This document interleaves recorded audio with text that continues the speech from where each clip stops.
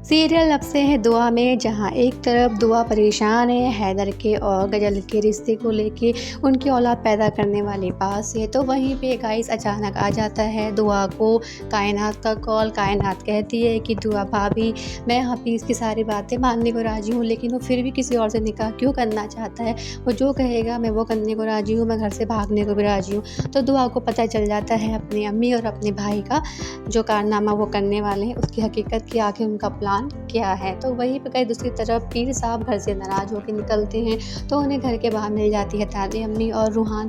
दादी अम्मी उन्हें बोलती कि पीर साहब, आप इतनी जल्दी जल्दी कहाँ जा रहे हैं, आप चलिए, मैं तो अभी आई हूँ। तो पीर साहब वहाँ पे कहते हैं कि नहीं, मैं नहीं जाऊँगा, तुम्हारी बहू ने मेरा इस्तेमाल किया है और मेरी बहुत बेइज्जती की है, तुम्हारी बहू हिना ने मेरी बहुत बेइज्जती की है। तो दादी अम्मी कहती है, या अल्लाह, आप ये क्या कह रहे हैं, ऐसा क्या हो गया। तो वहाँ पे पीर साहब कहते हैं कि तुम्हारी बहू हिना ने मुझे हैदर के खिलाफ इस्तेमाल करने की कोशिश की है और मैं उसको कभी नहीं बख्शूंगा। और तुम्हारे घर में मैंने कहा था ना कि बहुत जल्दी बर्बादी आने वाली है, यहाँ पे जलजला आने वाला है, तो बस आप तैयार रहे।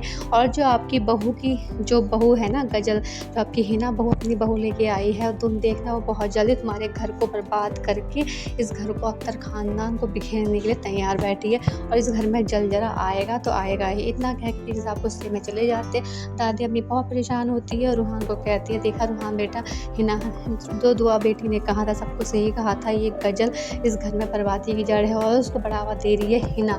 मेरी समझ में नहीं आता कि मैं क्या करूँ, या मेरे अल्लाह मैं कैसे इस घर को बचाऊँ।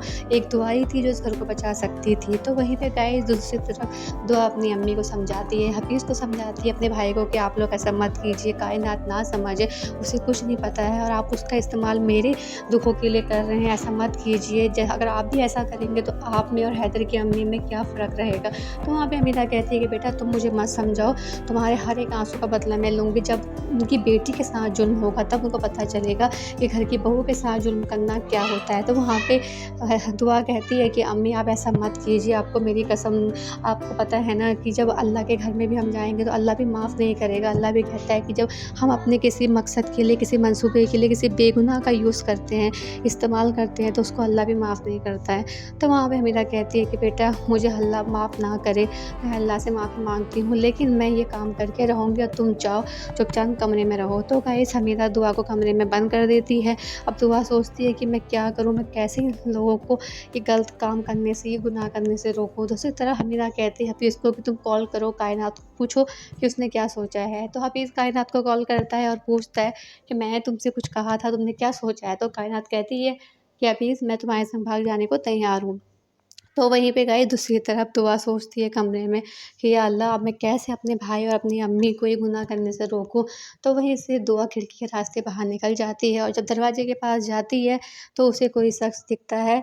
तो गाइस अब ये कौन है, जिसको देख के दुआ शॉक्ड हो गई है, ये जानने के लिए बने रहे मेरे चैनल पे, ताकि आपको नेक्स्ट एपिसोड में पता चले ये आखिर है कौन। तब तक